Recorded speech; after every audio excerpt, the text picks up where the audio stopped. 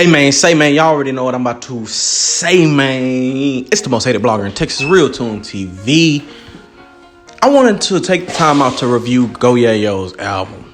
Let me first and foremost say that Go Yayo is probably the most talented artist in the DFW, second to only the late great legend from the Nutty North, Mo 3.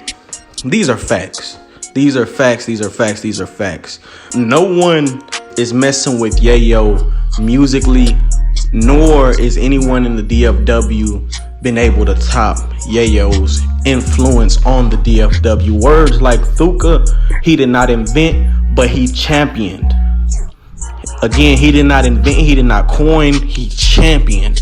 And now everyone's saying him across Texas. Putting guns in music videos, he did not invent, but he championed. And now everybody's doing it across Texas. Yayo is arguably the most influential artist to come out of the DFW. So Yayo recently dropped a tape called No Mercy.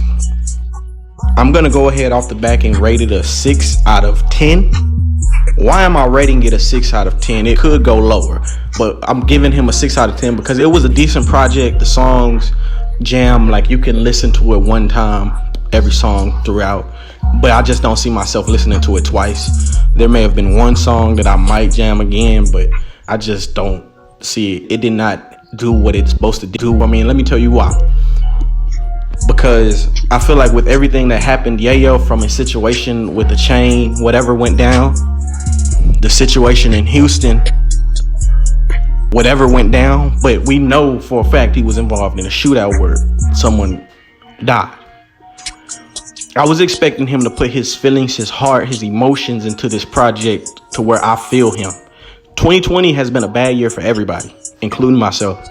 And so when I'm listening to music, especially from an artist as talented as Go Yayo, again, let me just say this, he's the total package, okay? If I could start with any artist, it would be Yayo, because he can rap, he can harmonize, he can give you this, he can give you that, he's creative, and he's gonna pop his shit. And so he's like a superstar, right? But unfortunately, this album did not showcase that at all. It just showed that he was on some super drill shit, on some super get back shit. That, yeah, pull that up. It just showed that he was showing no mercy, which is cool if that's what he's on and that's where he's at. But with everything that's happened, man, I want to know, man, how your day was. I need something to get through my day with. Let's transition. So in comparison to PB's Do 7, right? So Murdagang PB dropped an album called Do 7 in honor of Bram. Long live Bram. Let me say this. I've been to the Hooverland where Bram is from, and he has love over there. I may have had some respect for Bram just because that's what you're supposed to do. But when I went to the Hooverland, I mean, it must have intensified because I saw where he came from. I saw his people. I walked down his streets. I went to his store. I brought a red soda. That means something. Wow. The fact that I was able to do that. So with that being the case, PB lost him on a trip to Houston with Go Yayo, right? When they got back, he made a song, Why Bram. He made an album, Do 7, dedicated the whole album. Every song that was in the album had some kind of Bram reference, just had something to do with him. And I felt where he was coming from. I'm gonna say this, PB, I did not fuck with you dissing Trey. That was some weak ass shit. You don't like it when people diss your people, but you took the time out to diss on the dead, knowing. I'm gonna say this. Listen. One thing about you though, I respect it because I understood where you was coming from. People were dissing on your people, and you felt like the only way to get a tit for tat was to diss back. But I know that you didn't know Trey. I know for a fact that you didn't know Trey. Probably never heard of Trey until Go Yayo did it. That doesn't excuse what you did, but one thing about Murdagang PB that you have to love about him is that you know exactly where he coming from and his mind stay with it, right? But with that being the case, like, he put his heart, his soul into this tape, and we felt it. It was probably his best work yet. And I was expecting something similar from Go Yayo. Now, I was not trying to compare these two. But since I brought up the comparison, have anybody else noticed that Murdagang PB's tape has been removed from all streaming platforms, including YouTube? Now, this is not the first time that this has happened. Remember, there was a while back where Murdagang PB, Channel 5 Who was taken down. A few other songs from his tape was taken down. PMG God had lost a few songs. And Yayo had came out publicly and said they're going to be back up. Why were they taken down? They were taken down because they didn't pay the fucking producer. They didn't pay the people who made the beat. And so they got it taken down because they wanted their cash. Once they got their cash, the beat people, they do good business. So they put it right back up. Okay. Why did I bring that up? I brought that up to say that because now that we know that the beats are paid for, that was not the case. That was not why they were removed this time. And again, when it was the beat situation, there was only a few songs that were removed. This time he's lost 2 albums. He lost the album that he dedicated to his dead partner. Long live Brand. He lost the album. I know he put his heart, his soul, his emotions, his feelings into this album that did amazing, by the way. Over 500,000 streams within 4 months. And then Big General, his debut tape where he came out, which was well over 1 billion streams. This young man, freshman in college, freshman in the rap industry, has accomplished so much. And within a blink of an eye, he's lost so much. I cannot help but to think that the culprit is Go Yayo. And the reason that I say that is because, and I'm about to break everything down, please bear with me. But the reason that I say that I think Yayo removed Murdagang PB's tapes is because PB is green. PB has no experience in the music industry. He's just a viral sensation, and he cannot help that. He probably, to be honest, doesn't even like that. He's been involved in everything that he's been involved in. But the reality is that even though, like Real Tune TV, you are new and green to this music industry, that is no excuse for your ignorance. So what happened? Watch this. So Murdagang PB is not smart enough to upload his music to a distribution platform like DistroKid, TuneCore, CD Baby. That's not something that a newbie in the music industry knows to do. They don't know that they have to pay for and license beats. All they know is, I went to YouTube, I found a beat that I liked that was hard. I went to the studio, I shot a video, and I put it out. Boom. Now, you have people around you like Go Yayo who'll tell you, man, don't worry about it. I mean, you can upload your shit on my shit, and that way you can get paid for it. But now what does that do? That crutches PB, right? Instead of just dry creating his own shit, because you could have created DistroKid for what, $75 free of charge and collected all of your cash. But instead, he dropped on Go Yayo's platform. Now, when his music is removed, guess who's the only one that has the power to remove it?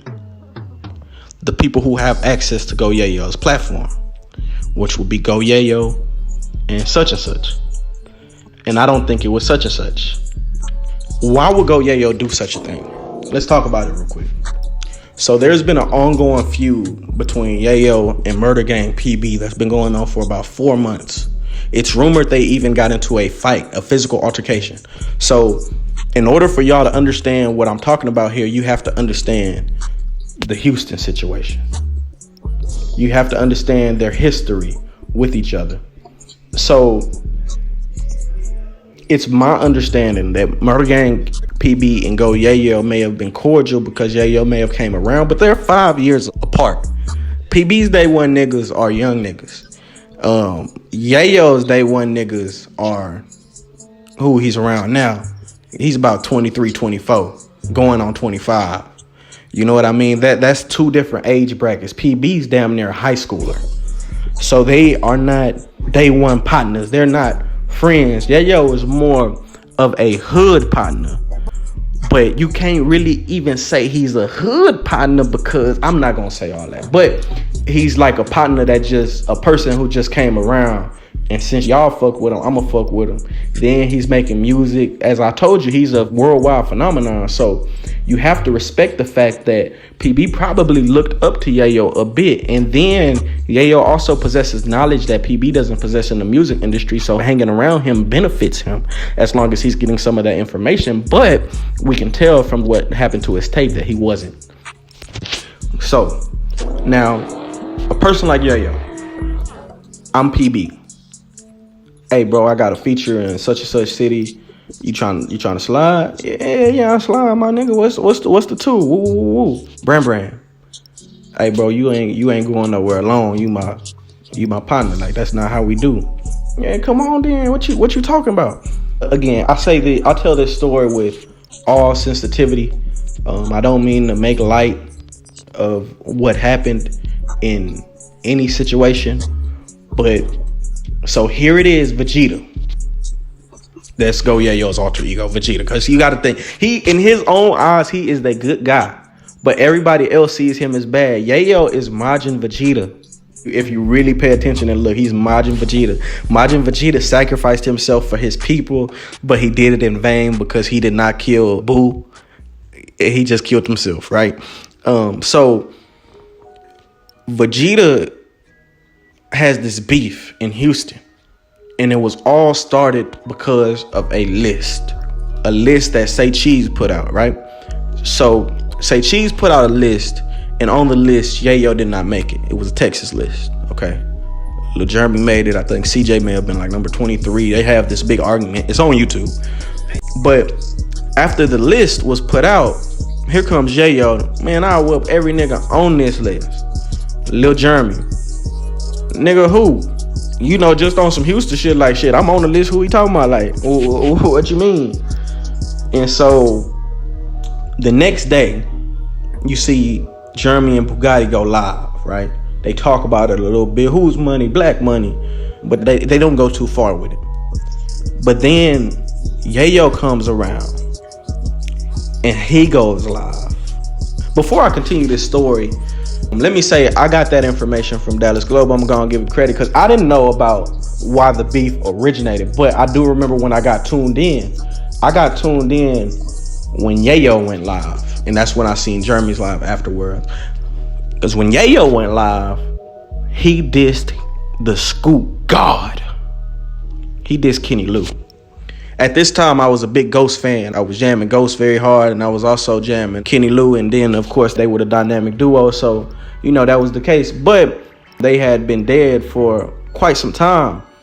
So it was weird to me when I heard people speaking on their name and just playing with their name. I've never heard anything like it because whether you like Lou or not, people respect his gangster enough not to speak on him at least. You don't even hear the ops in Houston talking about Lou like that. So who the fuck is this nigga from the DFW area saying what he said? I'm not gonna repeat what he said because it was just too much disrespect involved, but saying what he said about Lou.